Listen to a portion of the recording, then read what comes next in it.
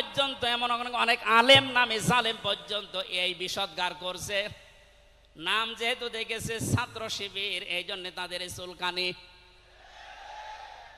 কেন ওরা এতদিন পরিচয় প্রকাশ না করে এই কাজ করলো? ওরা মুনাফিক, ওরা শয়তান। যেখানে বিশ্বজিতের মতো হিন্দু সে রেহাই পায় না, সেখানে পরিচয় দিয়ে মার খাবে।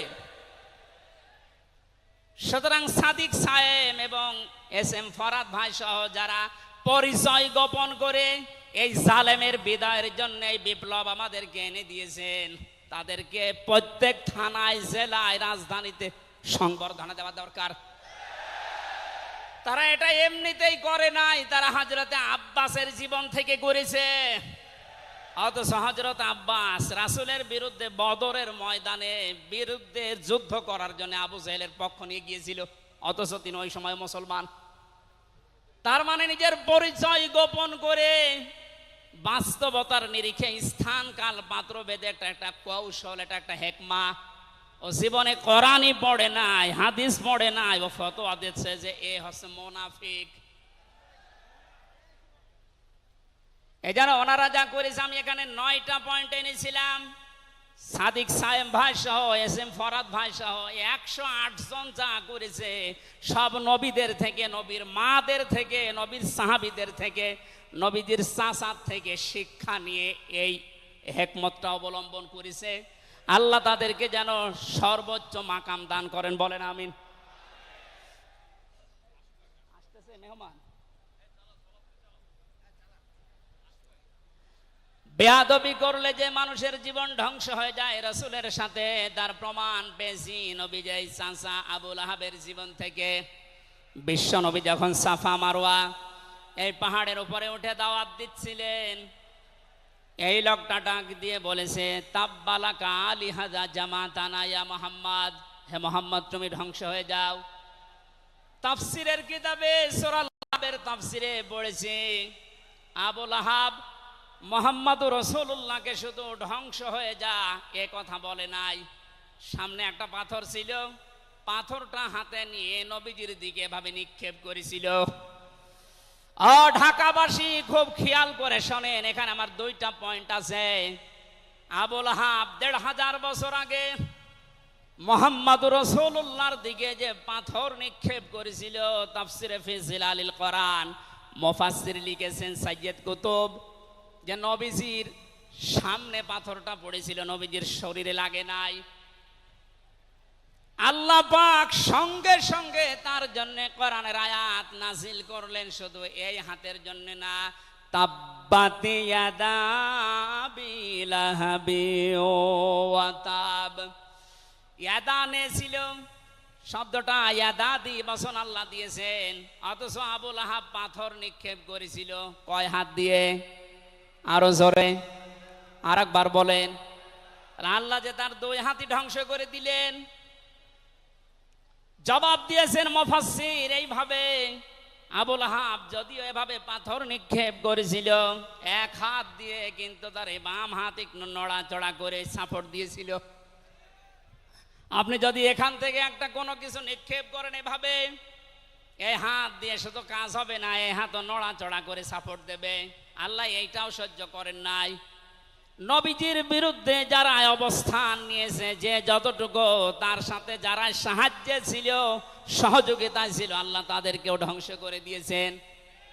এই 15.5 বছরে আল্লাহর নবীর আদর্শকে, তার শিক্ষাকে, শিক্ষা ব্যবস্থা থেকে ডাইরেক্ট ডান হাতের মতো, অনেকে বাম হাতের মতো পেছন দরজা দিয়ে নাড়াচাড়া করে উল্টিয়ে ফেলেছিলেন। এই কথা বলেন না কেন? হযরতে আবু বকর আর নবীজির সেই সারে গারে সুরের সেই ঘটনাটা আমাদের শিক্ষা ব্যবস্থায় এখন আর নেই। এগুলো তুলে ওখানে বাবার জীবনী বসিয়েছেন।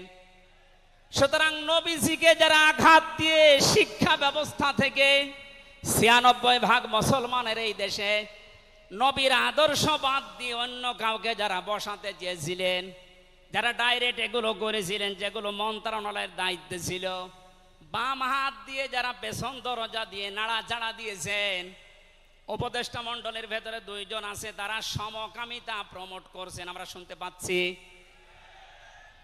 পাঠ্যপুস্তকে যে পরিবর্ধন আনার চেষ্টায় আছেন, 96% মুসলমান কিন্তু ঘুমিয়ে যায়নি, এরা এখনো জেগে আছে। আমিরে জামাত কুষ্টিয়ায় সেদিন ঘোষণা দিয়েছে, দেশের মুসলমানেরা এখন আর 5 তারিখের আগের মতো ঘুমিয়ে নেই, সব সজাগ আছি আমরা। আরো চলেন।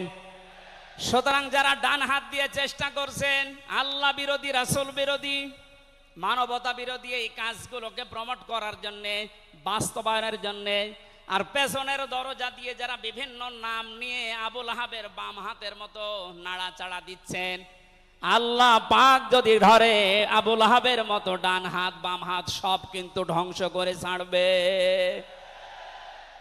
এই জন্য আমরা সাবধান বাণী উচ্চারণ করছি। এগুলোই যারা আছেন, আমি নাম নিলাম না, ছাত্র জনতা যেভাবে আপনাদেরকে উপদেষ্টা বানিয়েছে, আপনি 152 জনের 108 জনের দেখতে পারছেন না। এই মানুষগুলো কি চাই? 108 জন না, আমি 152 জনের সাথে যোগাযোগ রেখে দেখেছি, সবাই চায় এদেশে আল্লাহর বিধান চালু হোক। এই রবিউল আউয়াল মাসে রাসূলের চরিত্র যেভাবে শুনি, ওটা যেন বাস্তবে দেখতে পাই, সেটা চালু হোক। 53 বছর তো দেখলেন, বাবা চালিয়েছিল, দুর্ভিক্ষে মরেছে অনেকে, আমি দেখি না, আমার তো 33 বছর, এ মুরব্বীরা দেখেছি।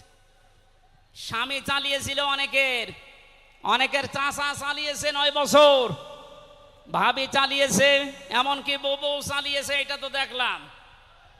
এখন শুধুমাত্র কোরআন দিয়ে চললে, নবীর আদর্শ দিয়ে চললে দেশটা কেমন দেখা যায় এটা দেখতে বাকি আছে। এটা আপনারা দেখতে চান না সামনে?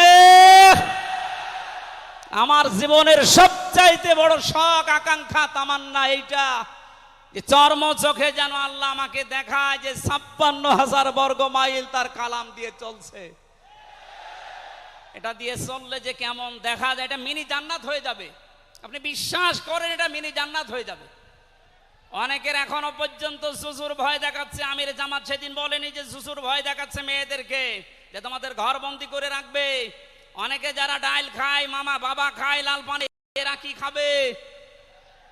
দেশটা যদি কোরআন দিয়ে চলে, নবীর আদর্শ দিয়ে চলে, পুরা দেশটা হয়ে যাবে মসজিদের মতো।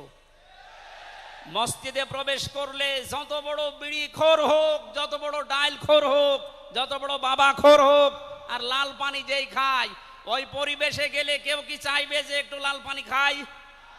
কারণ পরিবেশটাই রহমত দিয়ে ভরপুর। কথা বলেন ঠিক কিনা? এই জন্য মসজিদে প্রবেশ করতে হলে আল্লাহর রহমত আমরা কামনা করি। আল্লাহুম্মা আফতাহলি আবওয়াবা রহমাতিক, পুরা জায়গাটাই রহমত দিয়ে ভরপুর। আল্লাহর কোরআনের বিধান সেখানে চলে, এজন্য পুরা জায়গাটা রহমত দিয়ে ভরপুর করা। এই দেশটায় যদি আল্লাহর বিধান চালু হয়, রাসূলের আদর্শ চালু করতে পারি আমরা, পুরা দেশটা হয়ে যাবে মসজিদের মতো। তখন আর লাল পানি খেতে, বিড়ি খেতে আপনার মনে চাইবে না ইনশাআল্লাহ।